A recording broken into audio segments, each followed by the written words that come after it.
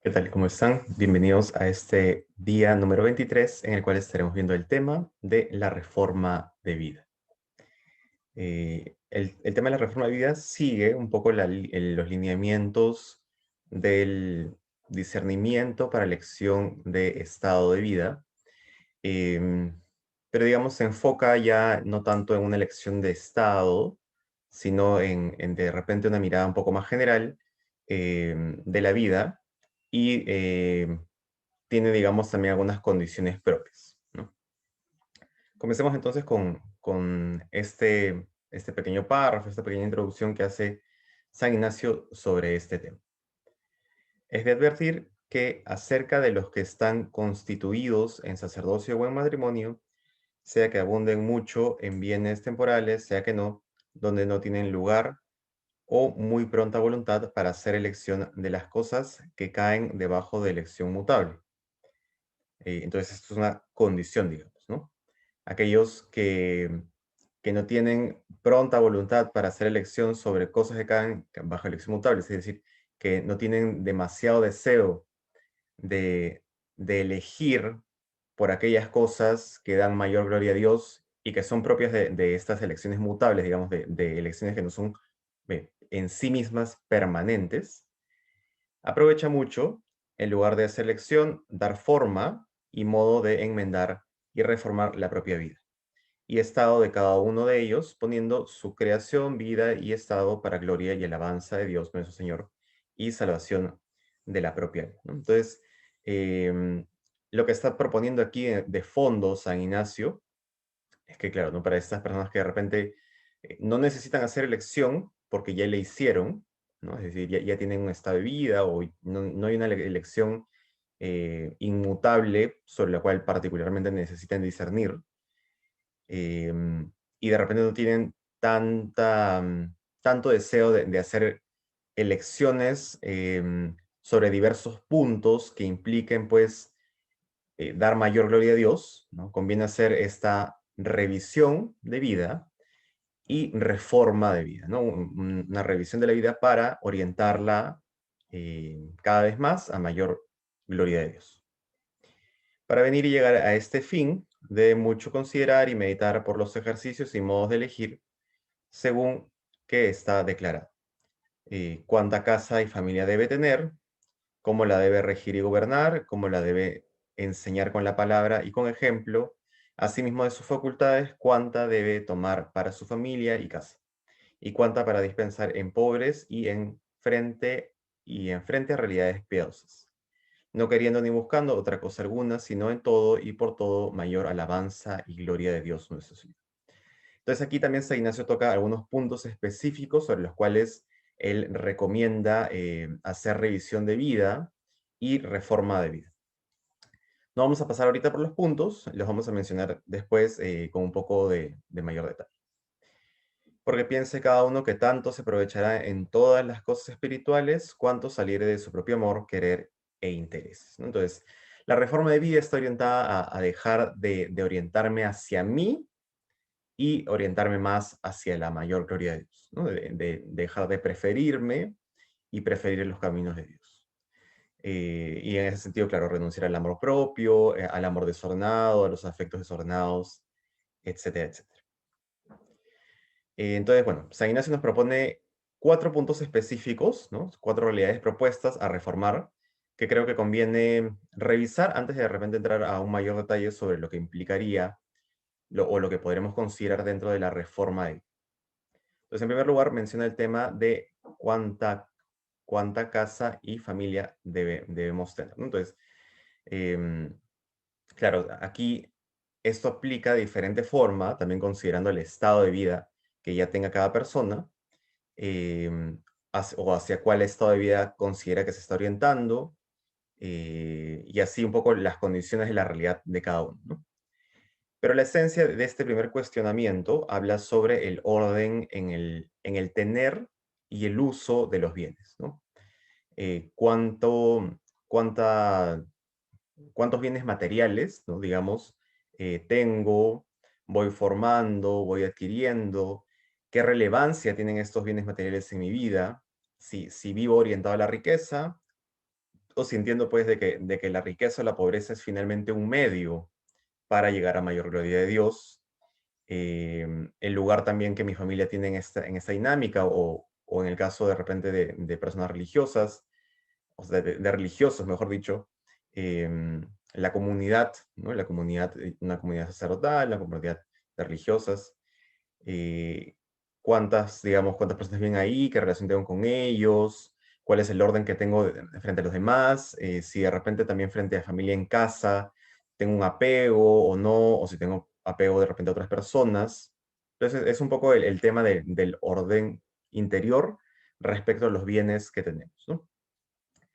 Entonces, digamos, apreciar estas realidades, pero no vivir la vida como si esto fuera el fin, sino un medio, ¿no?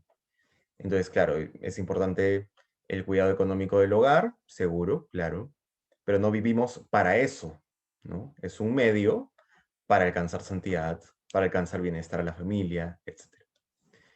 Segundo punto, cómo la debe regir y gobernar, ¿no? Cómo orientar al pueblo hacia el bien, ¿no? Dentro del espacio en el cual estoy, ¿no? Entonces, también dependerá de en qué espacio estoy, ¿no? De cada una de mis realidades.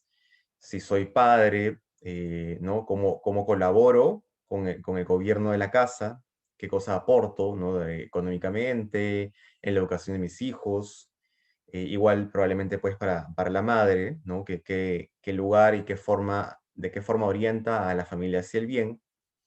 En el caso de, digamos, de los hijos, ¿no?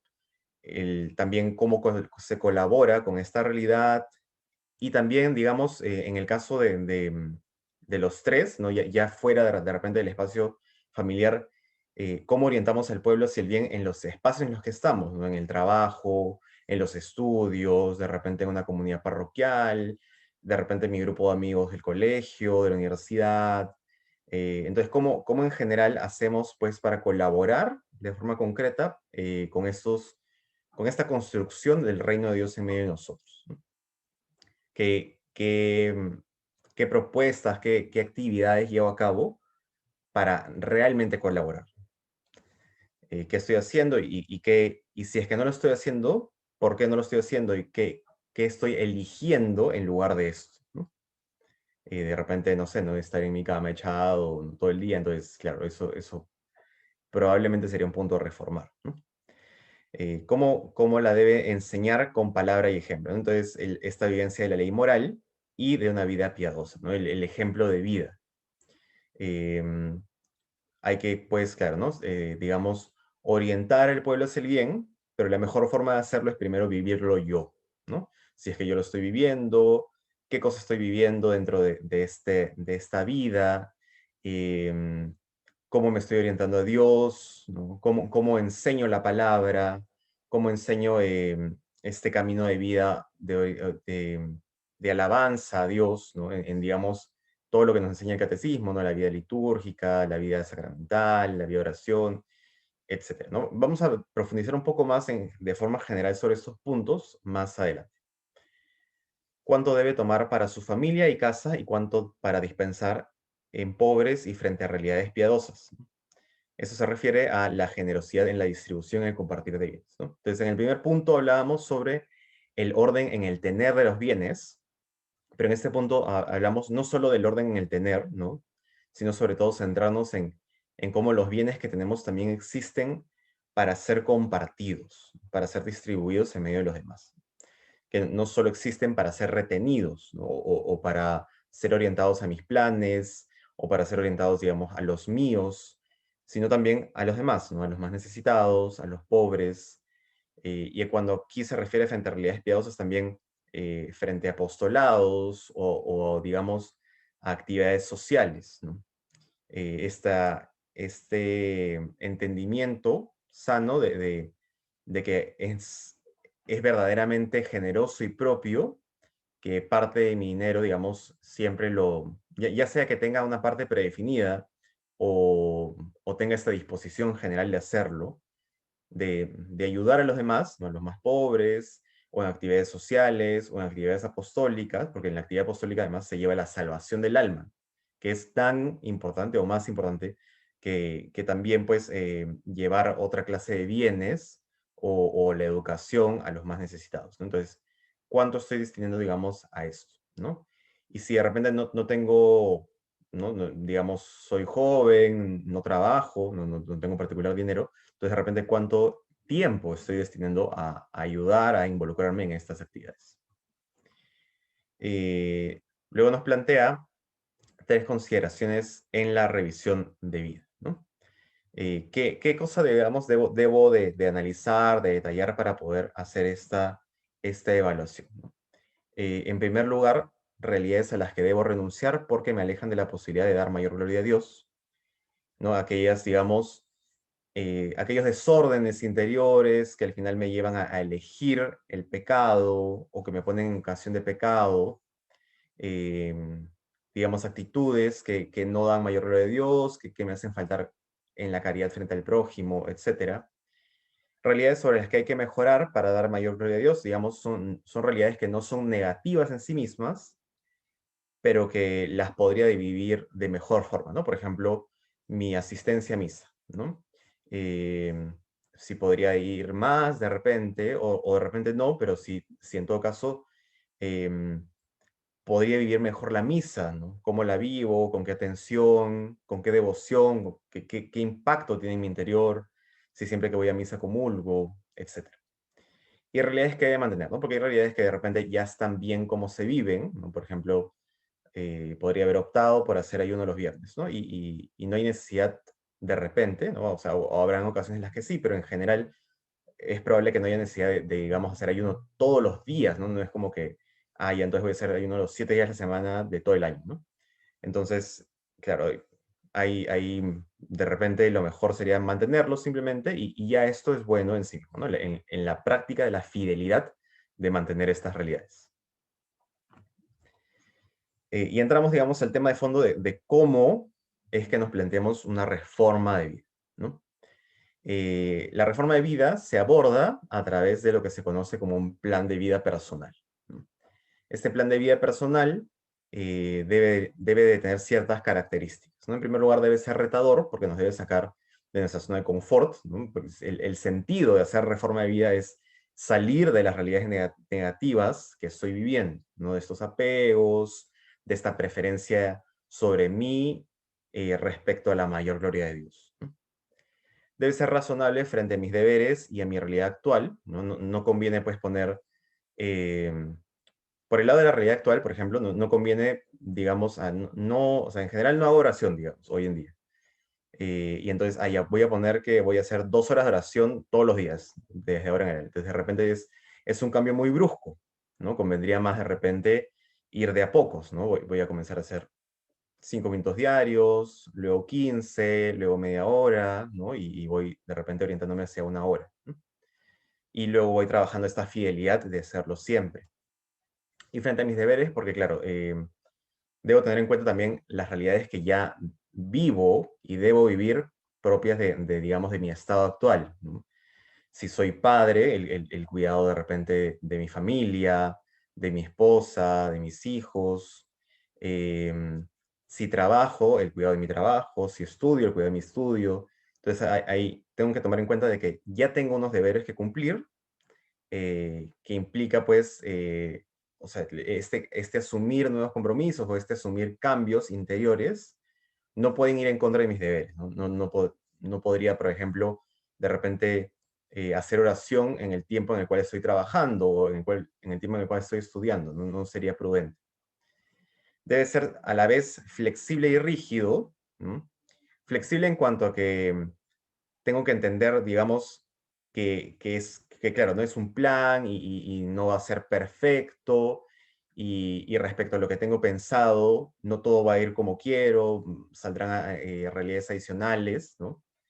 Y rígido, claro, porque finalmente el sentido también de que sea un plan es cumplirlo, ¿no? Entonces, debo orientarme a cumplirlo, pero evitar caer en demasiada rigidez que implique, pues, no abrazar el fondo del plan, que es la reforma de vida, ¿no? Idóneamente, idealmente, además debería estar aprobado por un compañero espiritual. Si es que tenemos uno, deberíamos presentárselo a ellos o deberíamos incluso armarlo con la ayuda de ellos, ¿no? Materias a reformar, aquí hemos puesto, digamos, todas las materias que podríamos considerar, ¿no? En primer lugar, la dimensión espiritual, que es la más importante, la vida de oración, ¿no? ¿Cómo llevo mi vida de oración? Si hago oración diaria, si no la hago, cuánto tiempo hago, si soy fiel a esta vida de oración. La vida sacramental, ¿no? Si vivo lo mínimo, que es pues esta asistencia a misa dominical, digamos, confesarme cada cuanto me confieso, si debería vivir una vida más sacramental, si debería ir a misa más veces a la semana, si puedo hacer algo para vivirla mejor, etcétera. La vida moral en cuanto al respeto a los mandamientos, en qué realidades peco, cuáles son mis pecados predominantes, qué estoy haciendo para luchar contra ellos. La formación en la fe, ¿no? ¿Qué tanto conozco mi fe? ¿Qué disposición tengo para formarme en la fe? ¿Y qué estoy haciendo, digamos, para formarme en la fe? ¿No? Ver videos, leer libros, ¿no? Como primer punto para evaluar. El segundo punto es la dimensión apostólica en la evangelización, ¿no? ¿Qué estoy haciendo para llevar a Dios a los demás? ¿No? Participo de algún proyecto, tengo un proyecto personal, qué hago de repente en el trabajo, en los estudios, en mi familia, cómo hago para llevar a Dios y no vivir pues esta realidad espiritual solo dentro de mí. Tercer punto, en la dimensión emocional o humana, ¿no? Ordenar pasiones, vicios, malas inclinaciones, ¿no? Este ordenamiento interior que es necesario para poder amar bien hacia afuera, ¿no? Porque si interiormente no estoy bien, no puedo llevar esta caridad a los demás tampoco, ¿no? Entonces hay que ir ordenando pasiones, vicios, malas inclinaciones en mi interior, ¿no? También bajo esta dinámica de aquello que propone la vida moral y los mandamientos. La dimensión social, ¿no? En cuanto a los demás, en cuanto al exterior, ¿no? O la dimensión comunitaria, eh, cómo llevo mi vida familiar, ¿no? Si estoy a gusto, si los demás en mi familia están a gusto, cómo vivo mi vida frente a la sociedad, no tengo preocupación por la sociedad, no, o me da igual lo que pase afuera, mientras que los míos estén bien, cómo me involucro, cómo los ayudo, en el trabajo o en los estudios, ¿no? Cómo me involucro con los demás, si es que vivo bien mi trabajo, si es que trabajo cuando tengo que trabajar y estudio cuando tengo que estudiar. Y frente a mi comunidad, en el caso de que participe en una parroquia o si es que, claro, alguien fuese religioso también, ¿no? Cómo vivo esa vida comunitaria, si soy obediente también a las órdenes que me dan, ¿no? Incluso en el trabajo también. em, y esta dinámica, esta cercanía y caridad frente a los demás. La dimensión intelectual, en cuanto a qué preparación tengo, ¿no? Si estudio, si me formo, si profundizo. Aquí esa dimensión intelectual, sobre todo sobre temas espirituales, pero también sobre otros temas, ¿no? Puede ser, digamos, siempre y cuando estén orientados a la mayor gloria de Dios, ¿no? Por ejemplo, eh, yo quiero o he fundado una empresa, ¿no? Para llevarla bien y cuidar del trabajo de mis empleados, tengo que formarme. Entonces, este cuidado de la formación también es un acto de caridad frente a los demás, ¿no? La dimensión creativa, digamos, en aquellas capacidades artísticas y de resolución de problemas, ¿no? Por ejemplo, para llevar una mejor dimensión apostólica, de repente tengo capacidades artísticas como cantar, tocar guitarra, o de diseño, o de dibujo, entonces puedo potenciar estas capacidades artísticas, o mi capacidad para resolver problemas, para idear planes de forma creativa, que me ayuden en la evangelización, o que me ayuden, digamos, en proyectos sociales y así. En esta dinámica es como abordamos el tema de la dimensión creativa. Y finalmente la dimensión física, ¿no? El cuidado razonable de la salud, ¿no? Razonable, ¿no? Porque no hay que entrar, digamos, en vanidad ni dar un culto al cuerpo, pero sí puedes tener un cuidado razonable de la salud, ¿no? Cuidar, digamos, mi alimentación, mi peso, hacer deporte y generar, pues, esta fuerza física necesaria para llevar bien mi vida apostólica, para llevar bien la caridad frente al otro, ¿no? Entonces, estas son todas las dimensiones que podemos reformar. Y bueno, ¿cómo, digamos, terminamos concretando este sentido en el plan de vida, ¿no? Hay que listar unos compromisos, ¿no? Entonces nosotros antes hemos hablado de todas las dimensiones que podemos incluir. ¿no? Sobre todo, pues las más importantes son la dimensión espiritual, ¿no? No voy a hacer una lista de compromisos solo sobre, por ejemplo, ¿no? Quiero hacer dieta y voy a hacer ejercicio, ¿no? Algo así. No, porque no es el centro. Claro que lo puedo incluir y está bien, ¿no? Pero no debería ser el centro, porque el centro es dar mayor gloria a Dios, ¿no? Entonces, listarnos compromisos para dar mayor gloria a Dios. Aquí podrían ser de repente entre 5 y 10, ¿no? Unos 8 hasta 10. Podrían ser más, pero la idea es que no sea demasiado extenso, porque si hacemos un plan demasiado largo y demasiado complejo, es menos probable que lo llevemos a cabo. Entonces, conviene centrarse en unas cuantas cosas, ¿no?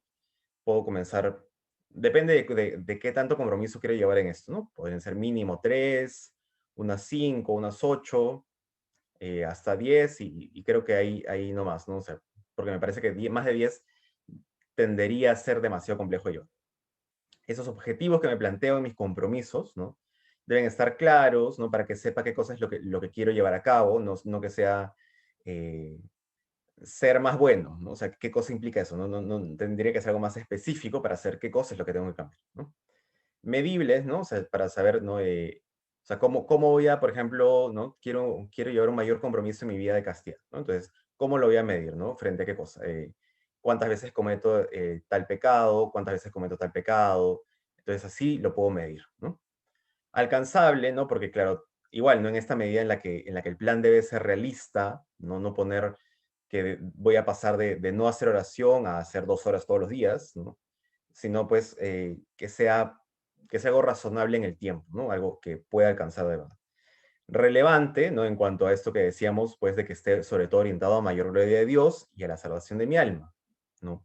Em, y de esto se desprende todo lo demás, ¿no? Entonces, por eso decíamos, ¿no? De que no voy a poner hacer ejercicio y hacer dieta como mis únicos compromisos, ¿no? Podría incluirlos de repente, sí, ¿no? Está bien. Pero el centro del cambio se debe dar en el alma, ¿no? Y calendarizados en cuanto a que voy viendo cuándo lo voy a hacer, cómo lo voy a llevar a cabo, ¿no?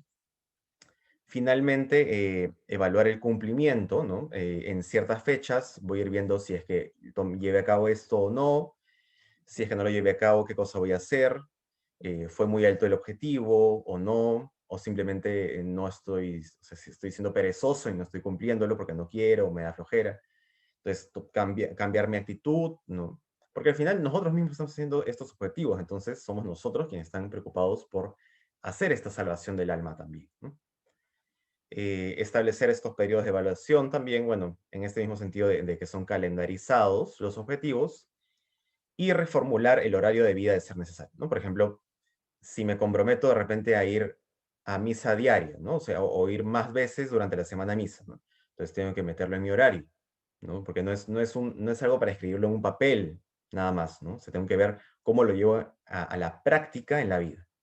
Entonces también evaluar mi horario de vida, y renunciar a aquellas cosas que puedo renunciar, ¿no? No voy a, por ejemplo, no sé si siempre será conveniente, no sé, dejar de estar con mi familia. Si es que ya estoy poco con mi familia, dejar de estar con mi familia para poder hacer más cosas, más oración, por ejemplo, ¿no? Y no es que la oración sea mala, ¿no? La oración es buena. Pero de repente hay momentos que sí tengo que cuidar, ¿no? Igual de repente el trabajo, los estudios. Entonces, entender cómo es mi dinámica de vida para reformular mi horario en base a los compromisos que estoy asumiendo. Entonces, esto es, bueno, la reforma de vida. Hasta aquí llegaría el tema de hoy. Y el día de mañana continuaremos, si no me equivoco, ya con algunos temas relacionados a las reglas que propone San Ignacio, que nos ayudarán también a profundizar un poco sobre el tema de las reformas de vida, y en general, bueno, esta orientación a la mayor gloria de Dios. Así que muchas gracias por acompañarnos y cuídense mucho. Les mandamos un cálido abrazo.